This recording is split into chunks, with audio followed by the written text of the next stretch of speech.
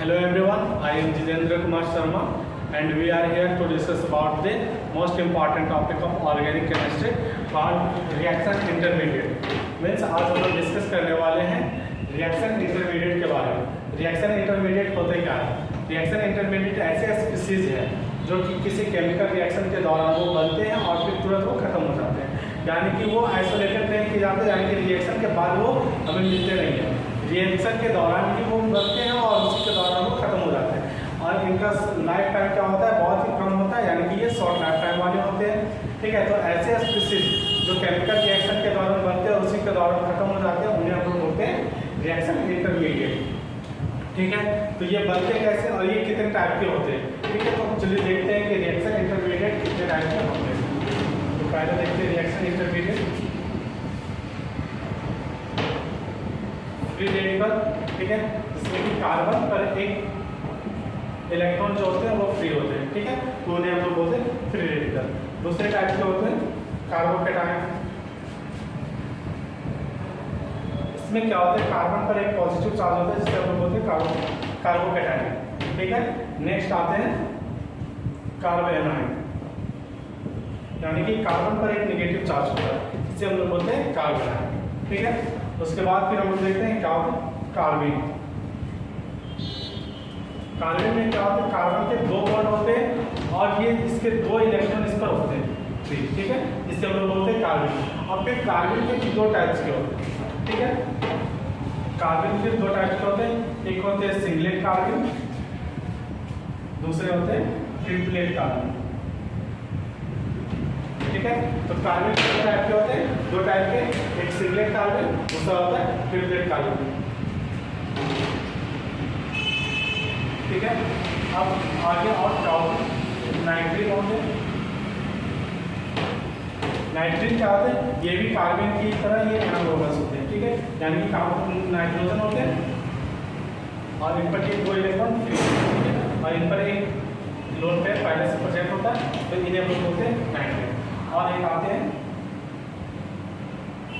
जिन्हें हम लोग बोलते हैं बेंजाइन। बेंजाइन ये नाम से क्लियर है कि ये बेंजीन से बना होता है। ठीक है, बेंजीन से कैसे बना होता है, पहला ये बेंजीन होता है, इसे हम लोग बोलते हैं बेंजीन। इसमें से ये जो अल्टरनेट डबल बॉन्ड होते हैं इनमें से कोई एक ट्रिपल बॉन्ड में कन्वर्ट हो जाता है। ठीक है, जिसे हम लोग बोलते हैं बेंजाइन। ठीक है, अब ये हो गए कितने टाइप के, 6 टाइप के हो गए। फ्री रेडिकल्स हो गए, कार्बोकैटायन हो गए, कार्बोनाइन हो गए, कार्बन हो गए, नाइट्रिन और बेंजाइन। अब इसके अलावा दो और होते हैं, एक होते हैं रेडिकल कैटायन और इसके बाद होते हैं रेडिकल एनायन। यानी कि टोटल हमारे पास लगभग 8 टाइप के, 8 टाइप के हमारे पास इंटरमीडिएट होते हैं। Free radicals, carbocation, carbanion, carbenes, nitrene, benzyne, radical cation, radical anion. ठीक है, ये हमारे पास 8 टाइप के होते हैं रिएक्शन इंटरमीडिएट, जिसमें से कि कार्बन क्या होता है, फिर इनको दो टाइप में डिवाइड किया गया है, पहला सिंगलेट कार्बन और दूसरा होता है ट्रिपलेट कार्बन। ठीक है, इतने टाइप्स के हमारे पास होते हैं इंटरमीडिएट, ये हमने देख लिया। अब ये इंटरमीडिएट बनते हैं, इनके बारे में हम लोग डिस्कस करते हैं। ठीक है, तो हम लोग वन बाय वन डिस्कस करेंगे कि ये कैसे बनते हैं, इनका रिएक्शन कैसे होता है, ये दूसरे से कैसे रिएक्ट करते हैं, इनकी केमिकल प्रॉपर्टीज क्या होती है, इनके स्टेबिलिटी के बारे में और फर्दर जो भी है इनके बारे में हम लोग डिस्कस करेंगे। ठीक है, तो पहले हम लोग डिस्कस कर लेते हैं कि इनका फॉर्मेशन ये बनते। अब हम लोग देखेंगे कि इंटरमीडिएट का फॉर्मेशन क्या होता है। तो रिएक्शन इंटरमीडिएट के फॉर्मेशन के लिए हम लोग देखते हैं, पहले कोई भी केमिकल रिएक्शन जो होते हैं, ऑर्गेनिक केमिकल रिएक्शन, उसमें क्या होते हैं, एक कंपाउंड दूसरे कंपाउंड में कन्वर्ट करते हैं। यानी कि अगर यदि हम किसी कन्वर्जन के बारे में बात करें, RCH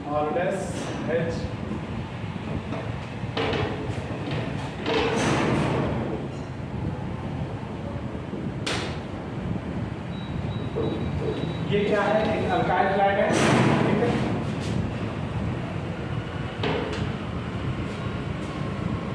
और ये क्या है, एक हमारे पास अल्कोहल।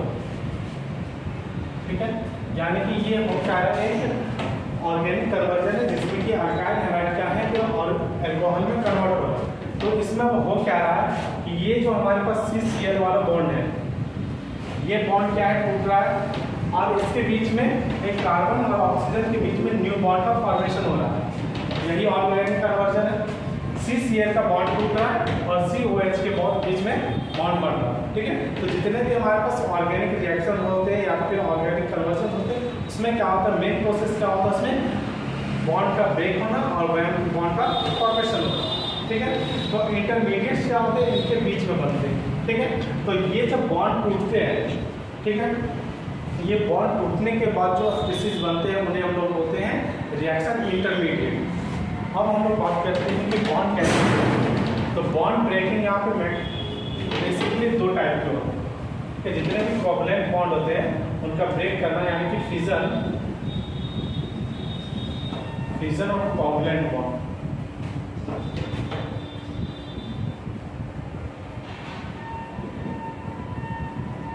इसके बारे में बात करते हैं, फिजन और कोवलेंट बॉन्ड, यानी कि कोवलेंट बॉन्ड टूटते कैसे हैं, ठीक है। तो कोवलेंट बॉन्ड दो टाइप से टूटते हैं। एक होता है होमोलिसिस, दूसरा होता है हेटेरोलिसिस, ठीक है। यानी कि ये जो हमारे पास कोवलेंट बॉन्ड होते हैं वो दो टाइप से टूटते हैं, होमोलिटिकली और दूसरा हेटेरोलिटिकली, ठीक है। तो होमोलिटिकली कैसे टूटते हैं, ये कार्बन कार्बन के बीच में ये जो बॉन्ड है, इसमें क्या होता है, ये जब टूटते हैं तो इलेक्ट्रॉन का डिस्ट्रीब्यूशन दोनों कार्बन पर क्या होता है, इक्वली होता है। यानी कि ये बॉन्ड जो हमारा दो इलेक्ट्रॉन से मिलकर के बना है, तो ये क्या है, जब टूटते तो एक इलेक्ट्रॉन इस तरह आता है, एक इलेक्ट्रॉन इस तरह आता है, ठीक है।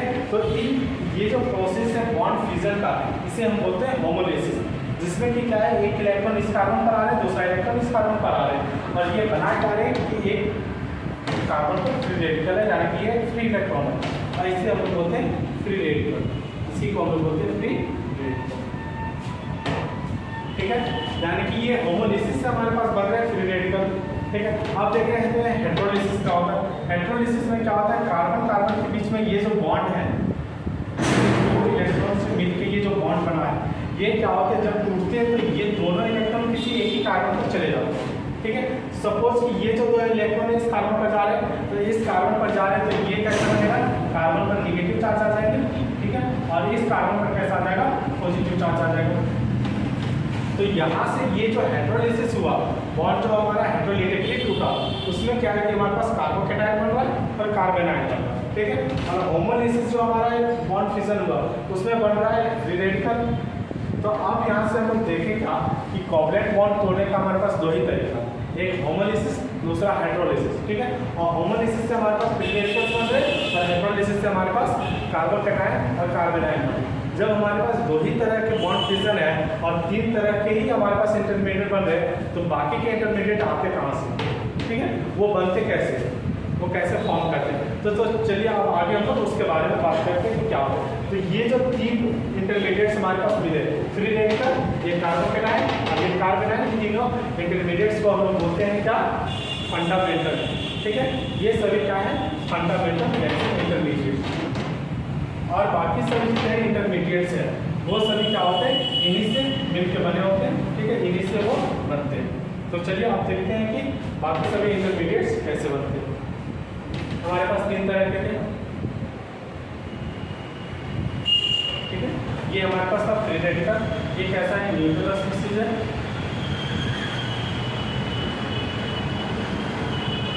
न्यूट्रल है। ये कितने इलेक्ट्रॉन इसके पास, 2, 4, 6 और 1, 7 इलेक्ट्रॉन स्पीशीज है, ठीक है। ये कैसा है, न्यूट्रल है और 7 इलेक्ट्रॉन स्पीशीज है। एक हो गया ये फ्री रेडिकल। दूसरा हमारे पास कैसा था, कार्बेनायन था। कार्बेनायन में कैसा, ये तीन है हमारे पास बॉन्ड, और एक ये हाइब्रिड ऑर्बिटल था। हाइब्रिड ऑर्बिटल में हमारे पास कितने थे, 2 इलेक्ट्रॉन बचे हुए थे। तो ये कितने हो गए, 7 इलेक्ट्रॉन स्पीशीज हो गए। और ये चार्ज है, कैसा चार्ज है, नेगेटिव चार्ज है, चार्ज स्पीशीज है, इस पर कैसा नेगेटिव चार्ज, ठीक है। और तीसरे टाइप का हमारे पास कैसा था, कार्बोकेटायन, ठीक है। कार्बोकेटायन में ये क्या है, इसके पास 3 बॉन्ड है और एक ये अनहाइब्रिड ऑर्बिटल से, ठीक है, इस पर ये पॉजिटिव चार्ज, ठीक है। ये कैसे है, ये 6 इलेक्ट्रॉन स्पीशीज है, 2, 4, 6, 3 बॉन्ड है, तो इसके पास 6 इलेक्ट्रॉन स्पीशीज है। ये ऑर्बिटल जो सब खाली पड़ा हुआ है, ठीक है, ये भी कैसा है, चार्ज स्पीशीज है। हमारे पास 3 तरह के फंडामेंटल्स मिलते हैं, पहला फ्री रेडिकल, दूसरा कार्बेनायन और तीसरा ये कार्बोकेटायन। 3 टाइप के हमारे पास मिल गए। अब यहीं से हम देखते हैं कि कैसे बनते हैं बाकी सभी इंटरमीडिएट्स, ठीक है। तो अब क्या होता है, ये सभी प्रोसेस क्या होते हैं, अलग अलग कार्बन पर हो रहे थे, इसलिए अलग अलग हो रहे थे। अब यदि एक ही कार्बन पर 2 प्रोसेस हो जाए, ठीक है, यानी कि एक ही कार्बन पर अगर यदि हमको फ्री रेडिकल और कार्बोनाइन दोनों मिल जाए तब क्या होगा, यानी कि एक ही कार्बन पर अगर यदि कार्बोनाइन और फ्री रेडिकल दोनों मिल जाए तो क्या होगा, पहला तो ये हमारे पास 2 बॉन्ड रहेंगे, ठीक है। उसके बाद क्या है कि ये हमें फ्री रेडिकल मिल रहा है इसी पर, तो एक इलेक्ट्रॉन, और दूसरे पर ये कार्बोनाइन, यानी कि ये हमारे पास एक हाइब्रिड ऑर्बिटल है, ठीक है। तो अब इसमें क्या है, ये 2 बॉन्ड है, एक ऑर्बिटल है जिसमें कि 1 इलेक्ट्रॉन है और एक हाइब्रिड ऑर्बिटल है जिसमें कि 2 इलेक्ट्रॉन्स है, ठीक है।